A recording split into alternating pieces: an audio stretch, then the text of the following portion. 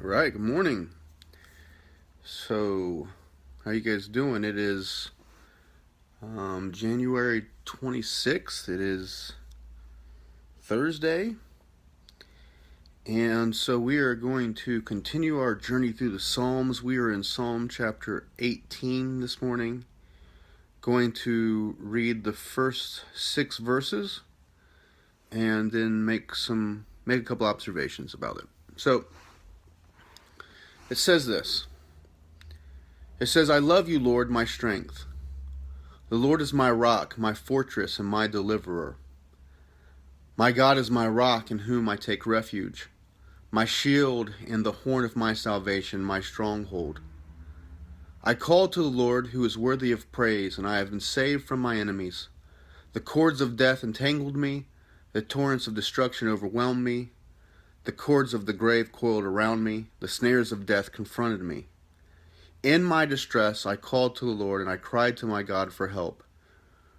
From his temple he heard my voice. My cry came before him into his ears.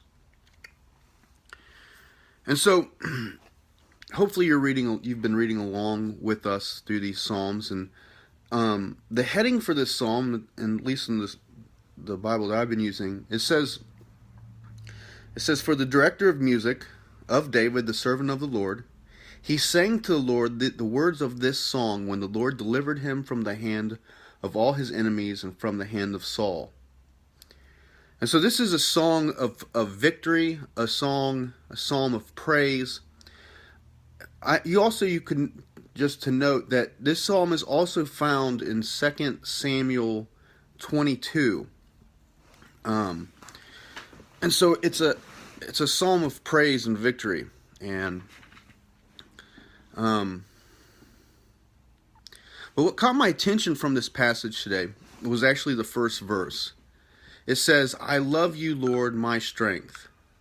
Now, the word for love here that's used is an interesting word, because it says, it's the word rekem. It's a Hebrew word, and often can be translated as compassion, but it's literally translated as womb. It's a word of the type of love that is described between a parent and a child, between a husband and wife. It's an intimate type of love.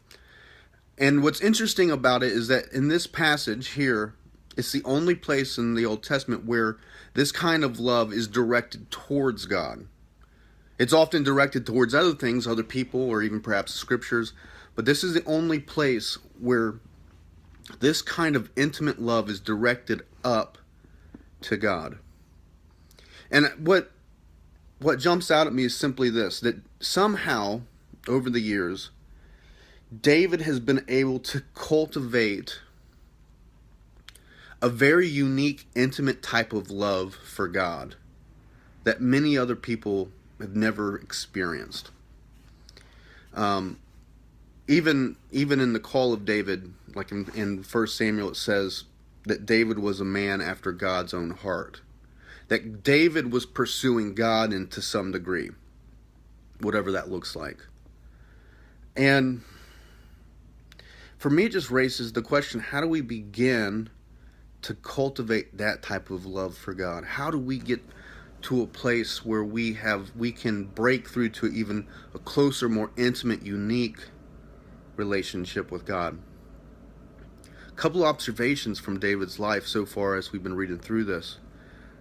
I think that one of the main reasons why David is able to make these types of breakthroughs when it comes to loving God is his passion and his recklessness to some degree. Even the way that he prays, I don't know if you have observed this as we've been working through this, but this guy, he's just brutally honest. And the thing that I've noticed in my own life is that great relationships are always built on two things. They're always built on honesty, just brutal honesty with one another, and yet grace, and trust.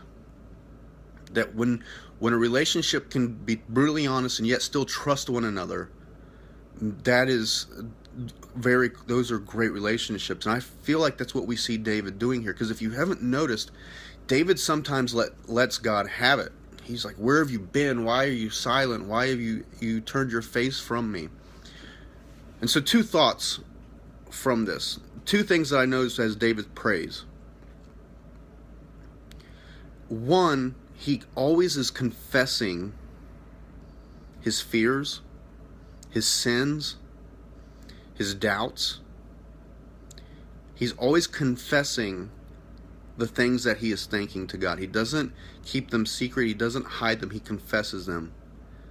But then after he gets those things out, he then proclaims the goodness of God, his nature, and that he trusts him. And I think it's just a great model, and I honestly believe that if we can live in that posture of confession and profession, of naming our doubts, our fears, our hang-ups, our sins, and yet still move forward and trust God and step out in faith and do those two things, I think that those are the things that are essential for a deeper relationship with God, breaking through to a closer place with Him. And so what does that look like for you? What does that look like for you? And how can we begin to do this? In Romans 5 it says that God showed His love for us, that while we were still sinners, that Christ died for us, that God is the initial mover, that He's the one pursuing us. And I think that as long as we can meditate on that love and be free to confess our mess and yet trust and obey and continue to move forward, that we will find breakthrough in our relationship with God. So that's kind of what this passage was saying to me this morning. Hopefully that makes sense. And what does it look like for you to begin to step out into that? So hopefully you guys have a great day, and blessings to you all. We will see you tomorrow as we continue through this psalm. It's quite the long psalm. I think it's like 50 verses or so.